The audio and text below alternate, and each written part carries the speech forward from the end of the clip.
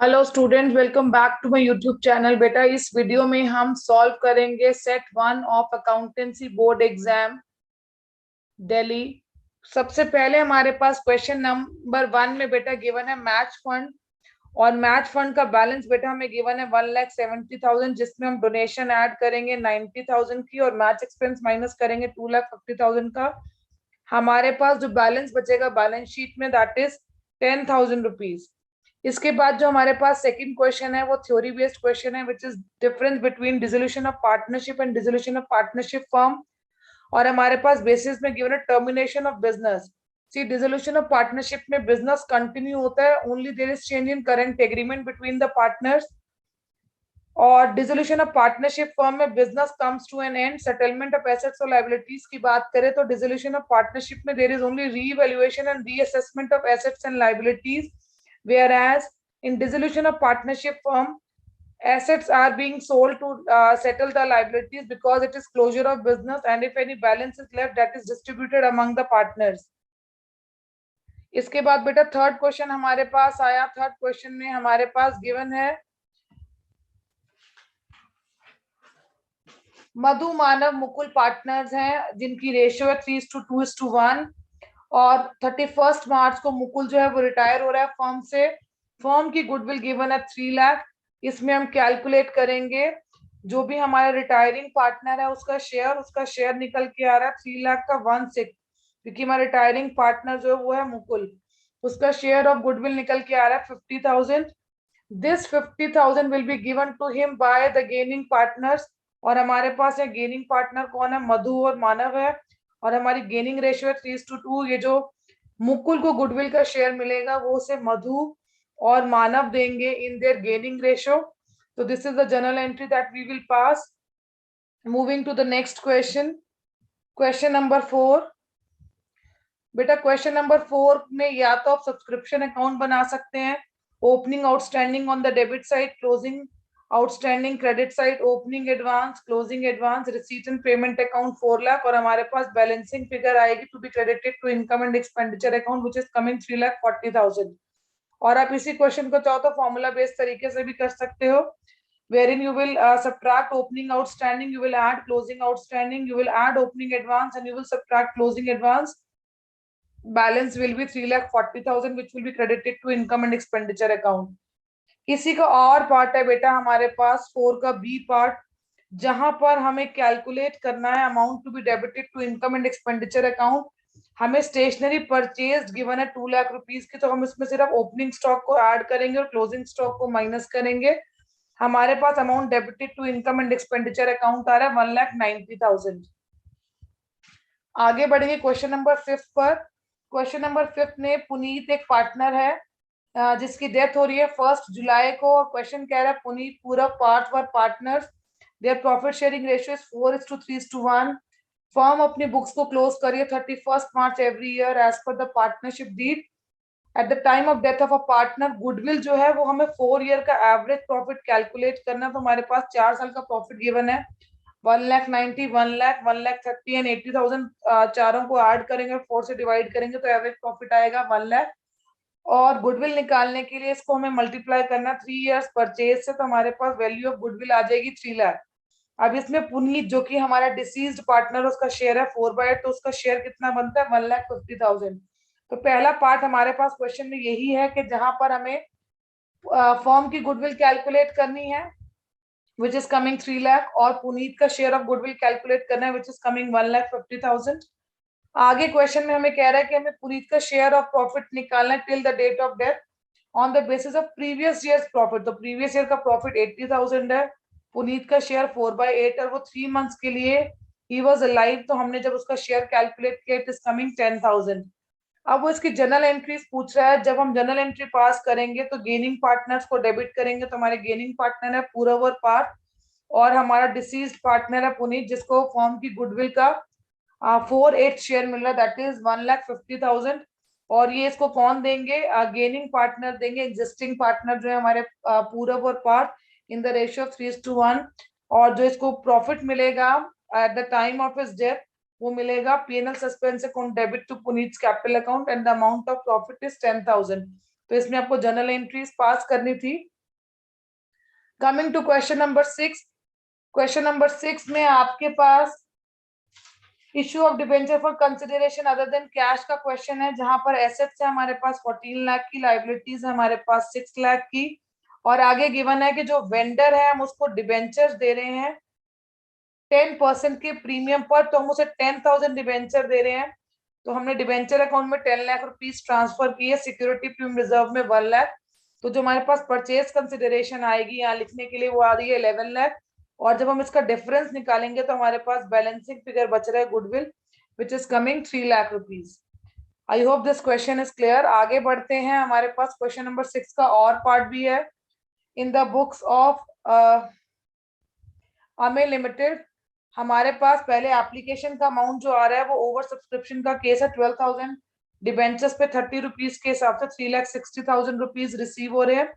जितना amount debenture application account में हमने डेबिट किया है, सॉरी क्रेडिट किया, उतना ही अमाउंट अब हम डेबिट करेंगे। हमारे पास नंबर ऑफ डिबेंचर 10,000 ही है, 30 से मल्टीप्लाई करेंगे तो डिबेंचर अकाउंट में 3 लाख आएगा। डिबेंचर अलॉटमेंट अकाउंट में हम लोग ट्रांसफर करेंगे 1,000 डिबेंचर, क्योंकि जिन्होंने 3,000 डिबेंचर्स के लिए अप्लाई किया है हम उन्हें 2,000 डिबेंचर्स दे रहे हैं। बाकी अमाउंट हम रिफंड करने की बजाय प्रो राटा अलॉटमेंट कर रहे हैं, तो वो 30,000 रुपीज हमने एडजस्ट कर दिया, और बाकी के जो रिमेनिंग 1,000 बच रहे हैं हम उन्हें रिजेक्ट कर रहे हैं, तो उसकी एंट्री हम टू बैंक ट्रांसफर करेंगे। इसके बाद हमसे एंट्री पूछी है अलॉटमेंट की, तो it will be debenture allotment account debit to 8% debenture account, और अमाउंट ड्यू कितना है 10,000 डिबेंचर्स पे 70 रुपीज के हिसाब से 7 लाख। 3 लाख रुपीज हमारे पास ऑलरेडी आ चुके हैं, सॉरी 30,000 रुपीज हमारे पास ऑलरेडी आ चुके हैं, तो रिमेनिंग 6,70,000 रुपीज का बैलेंस हमें रिसीव होगा। I hope this question is clear. आगे बढ़ेंगे क्वेश्चन नंबर 7, बहुत ही इजी क्वेश्चन है डिसोल्यूशन का। पहली एंट्री हमें पास करनी है, Sonu agree to take over the goodwill of the firm valued at 40,000, तो एंट्री होगी Sonu's capital account debit to realisation 40,000। Bills payable हमने डिस्चार्ज किया है ₹29,550, तो एंट्री होगी realisation account debit to cash account. Next entry हमारे पास है कि Sonu has taken stock at a value 10% less. That means अगर हमारे पास स्टॉक की वैल्यू 8 लाख और उसका 10% डिक्रीज करे 80,000, तो Sonu has taken the stock at ₹7,20,000। तो entry Sonu's capital account debit to realisation 7,20,000, 7,20,000। Fourth entry में हमने क्रेडिटर्स को एसेट्स दिए हैं फुल सेटलमेंट में, तो इसकी नो एंट्री पास होगी। नंबर 5 में हमारे पास एक्सपेंसेस है रियलाइजेशन के 10,000 जो सोनू ने पे किए हैं, तो एंट्री होगी realisation account debit to Sonu's capital account 10,000। Moving to our next question, जहां हमें बनाना है रीवैल्यूएशन अकाउंट और पार्टनर्स कैपिटल अकाउंट। और पार्टनर्स कैपिटल अकाउंट में हमें सिर्फ अनु का कैपिटल अकाउंट मेंटेन करना है। एडजस्टमेंट पढ़े तो पहली एडजस्टमेंट हमें गिवन है that Anu sold premium for goodwill to Bhanu and Charu for ₹6,000 and 3,000 respectively. So that means this amount will be compensated by Banu and Charu to Anu at the time of her retirement. और उसके बाद हमें given है provision for doubtful debt को increase करना है to 5%। तो अगर हम 20,000 का 5% करेंगे 1,000 आएगा, 400 की प्रोविजन ऑलरेडी बनी है, तो 600 की प्रोविजन और मेंटेन करनी है। पेटेंट वैल्यूलेस हो गए 2,400 के, तो टोटल नेट लॉस आ गया 3,000 का, जो तीनों पार्टनर्स में डिस्ट्रीब्यूट हो जाएगा उनकी ओल्ड रेशियो में, which is given in the question as 2:2:1। अब अनु का कैपिटल अकाउंट बनाना, तो अनु की ओपनिंग कैपिटल हमें गिवन है बेटा 31,000, और पीएनएल का बैलेंस क्रेडिट होगा अनु में 5,000 का 2/5, दैट इज 2,000 रुपीज। और हमारे पास रीवैल्यूएशन का जो लॉस है अनु का 1,200 वो ट्रांसफर होगा। Question is very clearly saying that Anu was paid 9,600 through cheque and the balance was transferred to her loan account, तो बाकी का अमाउंट जो आएगा वो अनु के लोन अकाउंट में ट्रांसफर हो जाएगा। Moving to our next question, जिसमें हमें 5 केसेस गिवन है at the time of issue of debenture. पहला केस है 8,000 डिबेंचर हमने डिस्काउंट पे इशू किए हैं, तो अमाउंट आया 7,20,000, और इन्हें रिडीम कर रहे हैं प्रीमियम पर, तो प्रीमियम और रिडम्पशन भी आ गया हमारा 8,000 इंटू 5 40,000, और यही अमाउंट हमारा लॉस ऑन इशू में ट्रांसफर हो जाएगा। हम स्टेटमेंट ऑफ पीएनएल से इस डिस्काउंट और इशू और लॉस ऑन इशू को राइट ऑफ कर देंगे। आगे बढ़ते हैं। नेक्स्ट केस में हमने इशू करें डिबेंचर प्रीमियम ऑफ 10% और रिडम्पशन के टाइम भी 6% का प्रीमियम है। तो पहले 10% के प्रीमियम के साथ हमने इशू की एंट्री पास की। 4 लाख रुपीज जो फेस वैल्यू डिबेंचर अकाउंट में ट्रांसफर किया। 40,000 सिक्योरिटी प्रीमियम रिजर्व में।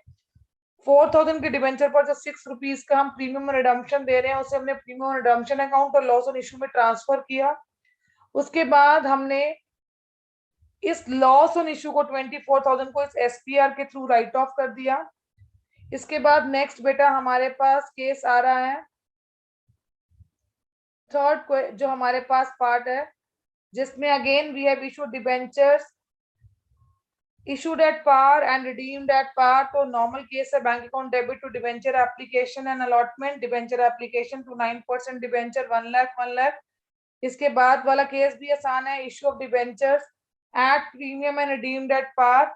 हमने प्रीमियम के टाइम 110 रुपीज जो है वो रिसीव किए हैं 5,000 डिबेंचर्स पे। देखो यहाँ पे हमें अमाउंट गिवन है 5 लाख का डिबेंचर्स का, फेस वैल्यू गिवन है, तो हमें पहले नंबर ऑफ डिबेंचर कैलकुलेट करने। 5 लाख को हम डिवाइड करेंगे 100 से तो हमारे पास नंबर ऑफ डिबेंचर बेटा 5,000 आ जाएंगे। इसके बाद नेक्स्ट केस है लास्ट जिसमें हमारे पास डिस्काउंट ऑन इशू है। 6,000 डिबेंचर्स हैं हमारे पास जिनको हमने 10% के डिस्काउंट पे इशू किया है। तो अमाउंट रिसीव किया 90 रुपीज के हिसाब से 5,40,000। डिबेंचर अकाउंट में एज यू नो हम फेस वैल्यू ट्रांसफर करते हैं। डिस्काउंट ऑन इशू हमने शो किया 60 और उसको statement of profit and loss से राइट ऑफ कर दिया। After question number 8 question number 9 में हमें इनकम एंड एक्सपेंडिचर अकाउंट बनाना है। बहुत ही इजी क्वेश्चन था ये पेपर में। आपके पास सब्सक्रिप्शन गिवन है 4 लाख का और क्लोजिंग एडवांस गिवन है 40,000। आपने माइनस किया, आपके पास सब्सक्रिप्शन का बैलेंस आ गया 3,60,000। इन्वेस्टमेंट है आपके पास 80,000 की जिसके ऊपर 5% का इंटरेस्ट है और ये इन्वेस्टमेंट हमने खरीदी है 1 अक्टूबर में, यानी 6 मंथ का इंटरेस्ट अगर कैलकुलेट करेंगे तो टोटल इंटरेस्ट 2,000 है। 1,000 रुपीज रिसीव हो गया और 1,000 का अक्रूड इंटरेस्ट हो गया।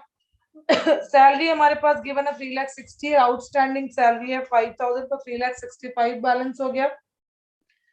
प्रिंटिंग एंड स्टेशनरी का amount paid 19,000 and outstanding stationery का बैलेंस है 3,000 तो हमारे पास डेफिसिट आ रहा है बेटा 25,000 रुपीज का। आफ्टर दिस बेटा हम पार्ट बी पर आएंगे। पार्ट बी पे हमारा पहला क्वेश्चन है issue of bonus share leads to no flow of cash। interest received in cash from loans and advances leads to inflow of cash। इसके बाद बेटा हमारे पास क्वेश्चन है जहां पर हमें प्रिपेयर करनी है कंपैरेटिव स्टेटमेंट। हमने एब्सोल्यूट चेंज निकाला करंट ईयर में से प्रीवियस ईयर को माइनस करके और इस एब्सोल्यूट चेंज को जब हमने प्रीवियस ईयर से डिवाइड करा तो हमारे पास परसेंटेज चेंज आ गया। आगे बढ़ेंगे कॉमन साइज स्टेटमेंट में हमें हर ईयर जो है कॉमन बेस लेना है। तो हमारा प्रीवियस ईयर का कॉमन बेस है 2 लाख तो हमने दोनों आइटम्स को 2 लाख से डिवाइड किया 100 से मल्टीप्लाई किया और ये वैल्यूज निकाल ली। सिमिलरली हमने करंट ईयर में भी कॉमन बेस 4 लाख लिया उसको 3,20,000 और 80,000 से डिवाइड किया और हमने परसेंटेज निकाल ली। तो बहुत ही इजी क्वेश्चन था ये भी एग्जाम में। लास्ट क्वेश्चन है बेटा हमारे पास question number 12 cash flow statement का, जहां पर हमारे पास सेल ऑफ मशीनरी का अमाउंट है 6,000, purchase of machinery 2,94,000, outflow of cash है हमारे पास 2,88,000। सिमिलरली हमारे पास फाइनेंसिंग एक्टिविटी में इश्यू ऑफ शेयर कैपिटल है 1 लाख और लॉन्ग टर्म बोरोइंग्स में हम अगर इश्यू माने तो 70,000 का है। हमारे पास total inflow of cash under at financing activities 1,70,000। मैंने यहाँ पर मशीनरी अकाउंट और एक्यूमुलेटेड डेप्रिसिएशन अकाउंट भी प्रिपेयर कर दी क्योंकि notes to accounts are part of cash flow statement. Opening machinery का बैलेंस लिखा, क्लोजिंग बैलेंस लिखा, मशीनरी का सेल लिखा, लॉस ऑन सेल लिखा, एक्यूमुलेटेड डेप्रिसिएशन लिखा, बैलेंसिंग फिगर परचेज कैलकुलेट की। Similarly opening balance, accumulated depreciation का, क्लोजिंग बैलेंस, एक्यूमुलेटेड डेप्रिसिएशन और बैलेंसिंग करंट ईयर की डेप्रिसिएशन भी कैलकुलेट कर दी। और अगर हम लॉस ऑन सेल निकालना चाहे तो वो भी वर्किंग नोट में बहुत क्लियरली शो किया है। कॉस्ट में से एक्यूमुलेटेड डेप्रिसिएशन को माइनस किया तो हमारे पास बुक वैल्यू आ गई, उसमें से सेल्स प्राइस माइनस किया तो लॉस ऑन सेल आ गया। With this we are through with our paper. Thank you for watching this video. Stay connected and do subscribe my channel.